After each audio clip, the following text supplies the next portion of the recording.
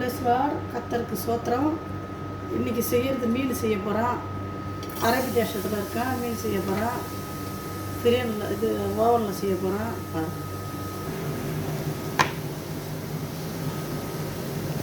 அது வெங்காயம் வதங்குறோம்ல, அதுக்கு இந்த மீனுக்கு போடுறது. இது மீன் ஒரு 2 கிலோ 3 கிலோ வரும். 2 கிலோ வரும் ஒரே மீன், வவால் மீன். அதுக்கு மசாலா போடுறேன்.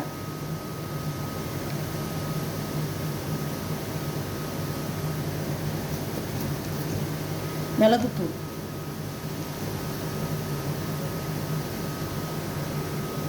இது வந்து மீன் மசாலா. இது வந்து மிளகுத்தூள், மல்லித்தூள், சீரகப்பொடி. இதான் நான் எல்லா மசாலாவும் வீட்லேயே தான் நான் அரைச்சி போடுறது. கடையில் வாங்குறது கிடையாது. வீட்லேயே ஃப்ரெஷ்ஷாக எல்லாம். பூண்டு பொடி 1 ஸ்பூனு, மஞ்சத்தூள் 1 ஸ்பூன், 1 ஸ்பூன், புளி சாக்ஸ் கொஞ்சம்.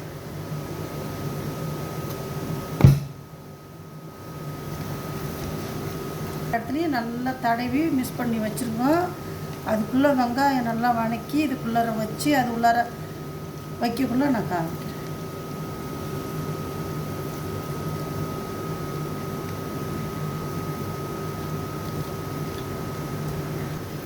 கொஞ்சோண்டு லெமன் ஜூஸ் 1 ஸ்பூன்.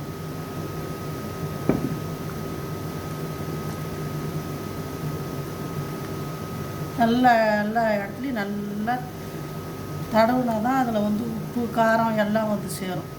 அப்போ தான் நல்லா டேஸ்ட்டாகவும் இருக்கும். பாருங்கள், நல்ல பெரிய மீன்.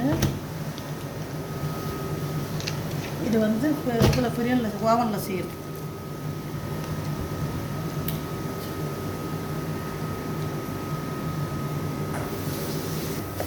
வெங்காயம் வதங்கிச்சு. இப்போ வந்து இதுக்கு வந்து கீரை அதுக்கு தகுந்தது போட்டுக்கிறேன். இது நம்ம ஊரில் கிடைக்காது. இல்லைன்னாக்கா கொத்தமல்லி போட்டுக்கலாம், மல்லித்தழை போட்டுக்கலாம், பிரச்சனை இல்லை.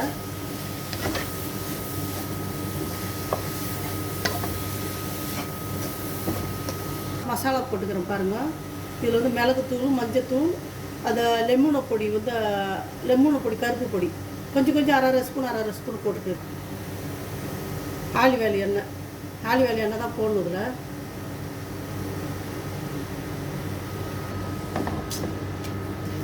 பேரிச்சம்பழம் புளி மாரி நல்லா பேசிஞ்சு கொட்டையெல்லாம் எடுத்துகிட்டு வச்சுருக்கேன். இதில் வந்து கொஞ்சம் மிளகுத்தூள், கருப்பு லெமனை பொடி 1/2 ஸ்பூன், பொடி 1 ஸ்பூன், கொஞ்சம் வெங்காயம்லாம் வதக்கணுன்னா இதை எடுத்து உள்ளே வச்சுருக்கோம்.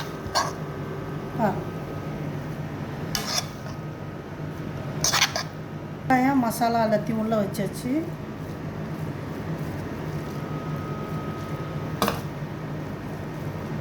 மசாலா புளி இல்லை, இது வந்து பேரிச்சம்பழம். இது மேலே வைக்கும்.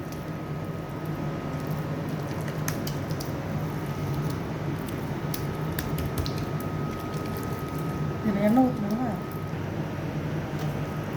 இப்போ பெரட்டி வச்சு மசாலா போட போகிறேன். இந்தாண்ட போட்டாச்சு. இது வைக்கணும் இல்லையா? இது மீன் வந்து எப்படியும் ஒரு 3 கிலோக்கு மேலே தான் இருக்கும். அது ஒரே மீன்.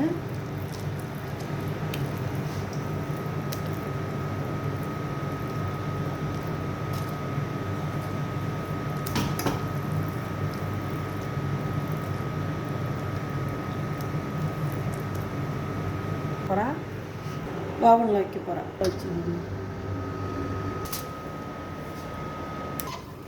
மீன் இப்போ பாருங்கள் ரெடி ஆயிடுச்சு.